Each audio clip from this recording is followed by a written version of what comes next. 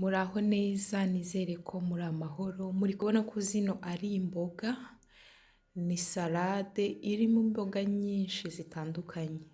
Uyu munsi muze kureba videwo yose, ba bantu mutajya muri videwo ngo muyirangize, uyu munsi uba uwanyu rwose. Hanyuma imboga tugiye kubanza gukoresha ni izi ngizi, izo nzajya ngiye gukoresha nizo nzajya mbanza kubereka. Tugiye kubanza izi ngizi rero, imiteja, brokoli na karoti. Hanyuma rero nashyuhije amazi nayabijije, noneho nongeyemo umunyu, hanyuma ngiye kubanza gutogosa ino miteja kugeza ihiye.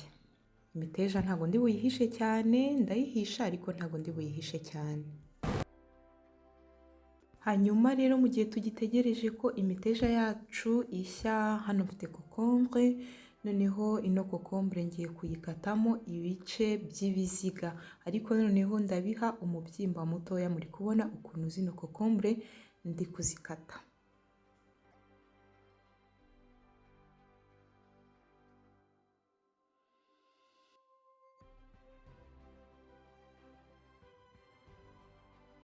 Nimara gukata zino kokombure ndazishyira muri kano gasorori. Kano gasorori rero ukuntu ngiye kubigenza, hamwe n'izi kokombure ngiye gufata akunyu gake nzishyiremo, hanyuma nindangiza nzitereka ahantu ku ruhande nkomeze nkore ibindi. Akunyu cyo kari bufashe karaza gukamuramo ya mazi menshi aba ari muri kokombure, mbese ni ugukora osmose, nta kindi biri bwangiza uretse gukamuramo ya mazi menshi aba ari muri kokombure.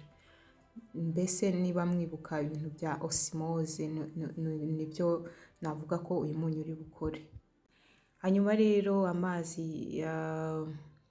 imiteja yacu yahiye, imaze gushya rero tugiye kuyikura muri aya mazi, noneho dukomeze duteke ibindi. Muri kubona ko imiteja yacu yahiye. Hanyuma rero ibindi tugiye guteka muri ariya mazi n'ubundi ntabwo turi buyamene, tugiye guhita dushyiramo za karoti na ya miteja na za brokoli, byose ndabishyiramo rimwe.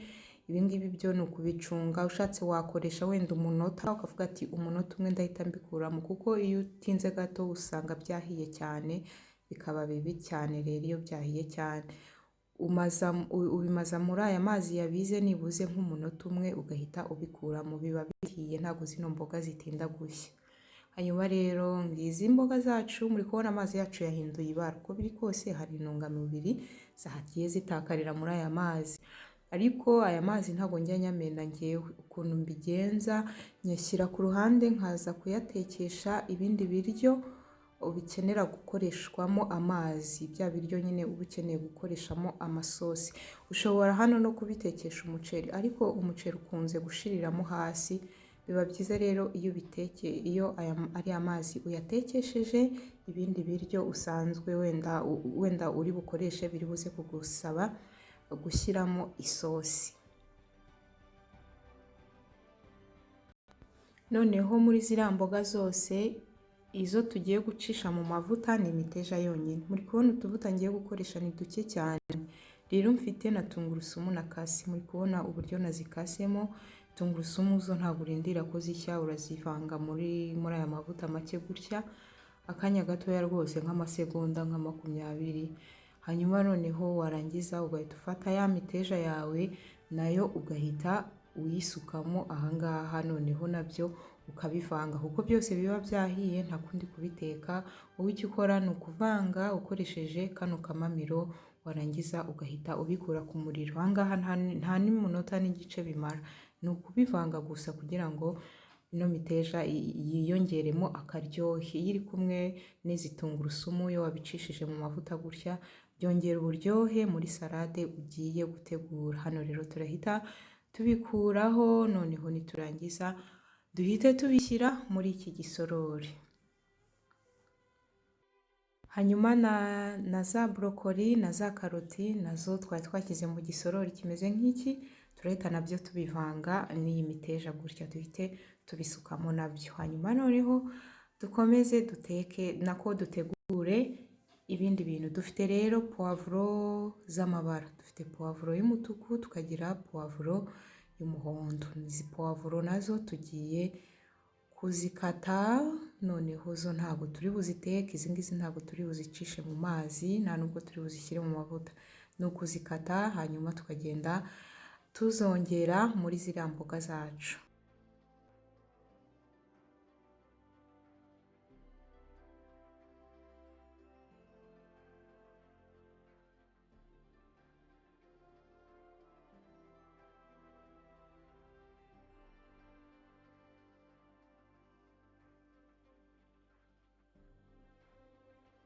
Hano rero dufite izindi mboga. Zino mboga rero ntabwo nzi ukuntu bazivuga mu cyongereza, gusa zandikwa kale.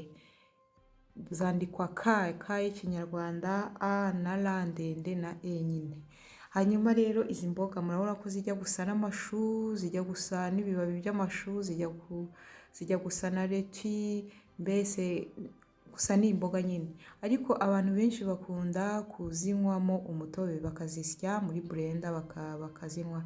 Ariko rero ngewe nabagira inama yo kutazajya mukunda kuzinywamo imitobe, kubera ko icya mbere zino mboga zifite fiber nyinshi, zikagira potassium nyinshi, kandi ushobora wenda kuba ufite ibibazo bya diyabete, swati wenda diyabete yawe ntiragaragara, ntabwo nyine, mbese uri kugaragaza ibimenyetso by'uko ugiye kuyirwara, diyabete y'ubwoko bwa kabiri.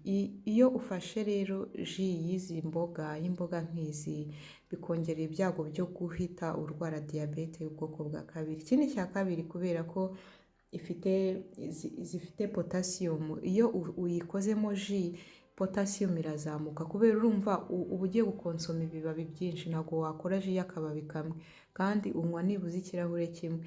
Potassium ushobora kuba uri ku imiti wenda ivura wenda umuvuduko w'amaraso cyangwa iwugabanya, reka mba ariko mvuga, cyangwa se iyindi miti itandukanye, cyangwa se ufite indwara y'umutima, indwara y'intuze, indwara y'impyiko. Ibi rero nabyo biri mu bintu bikugiraho ingaruka iyo ufite izo ndwara ukaba uri gukoresha imiti yazo.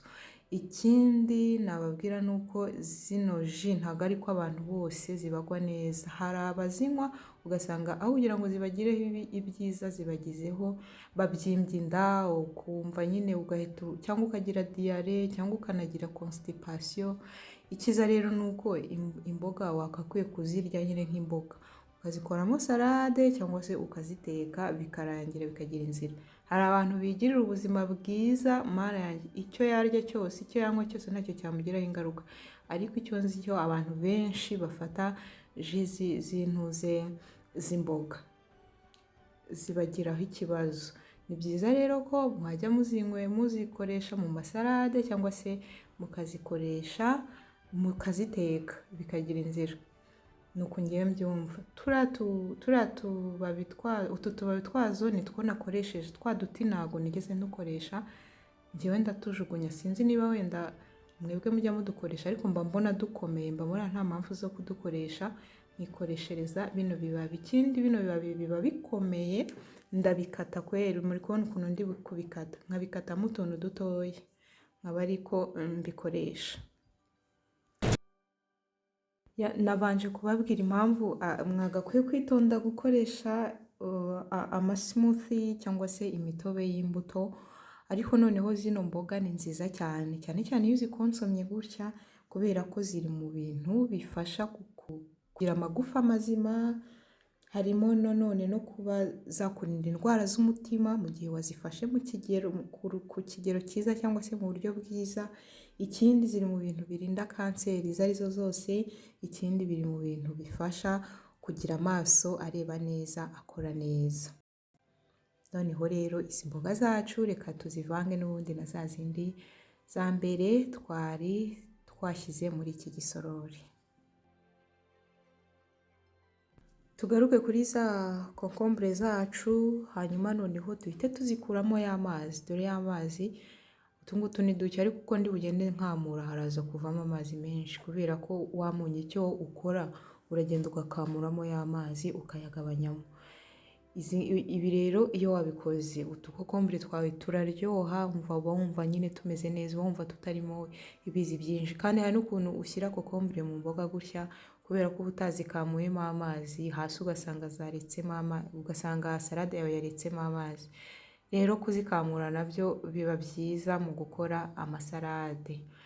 Tuzikuremo aya mazi, ngewe sinzi impamvu ano mazi yanjye yahinduye ibara, kandi hari izindi nakoze amazi ntiyahindura ibara. Impamvu amazi yahinduye ibara ndabyibutse, nabanje ndaziharuraho gakeya, ndaziharura inyuma nabonaga zisa n'izanduye cyane, nkoresha icyuma ndaziharura, niyo mpamvu amazi yahise ahinduka kuriya. Noneho rero ikindi kintu tugiye gushyiramo hano tugiye gukoresha imboga nyinshi kweri. Ikindi kintu tugiye gushyiramo hano, tugiye gushyiramo inyanya. Inyanya hano ndi bukoreshe ni za nyanya n'ubundi ziri mu bwoko bw'imbuto zitwa cherry tomatoes, twa tunyanya duto twa nyirabunyanya. Ntabwo turura, utunyanya twiza cyane dukoreshwa mu masalade, ariko natwo badukarasa mu mbuto. Sinzi impamvu badukarasa mu mbuto kandi ari inyanya. Natwo rero tugiye kudushyiramo ahangaha.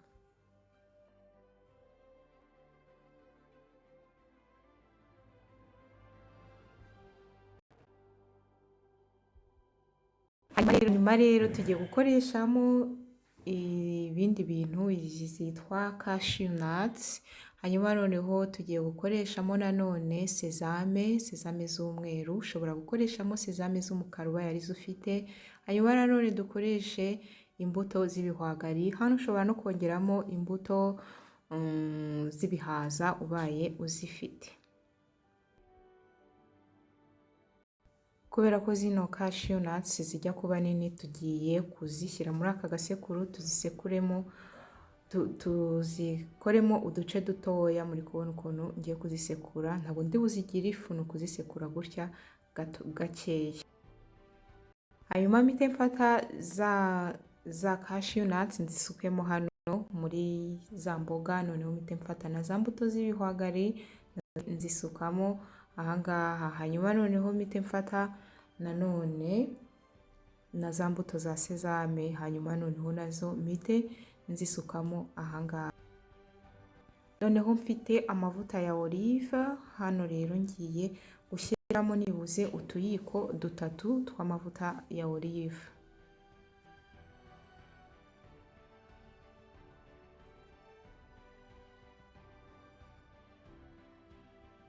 Hano nanone mfite vinegere, apple cider vinegar. Ushobora gukoresha iyindi vinegere waba ufite, si ngombwa gukoreshe iyi ngiyi ya pome. Nayo rero tugiye gushyiramo utuyiko 3 twayo.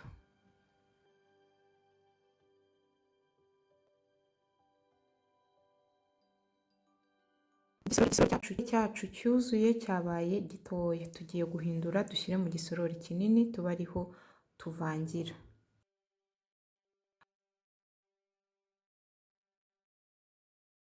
Noneho nitumara gusukamo byose, noneho duhite tuvanga. Turakoresha akamamiro cyangwa se ushobora gusimbiza ubaye ubonye aribyo byakorohera, cyangwa se ugakoresha akamamiro uku nguku. Hanyuma rero salade yacu iba yabonetse, ngira ngo nta kindi kintu kiba gisigaye. Ngiyi salade yacu, salade irimo ibintu byinshi, irimo ibintu byiza. Iyi salade ubaye ufite nk'amahirwe yo kujya uyifata buri munsi, wajya nyine wajya uhorana akanyamuneza, wagira ubuzima bwiza cyane kuruta mbere.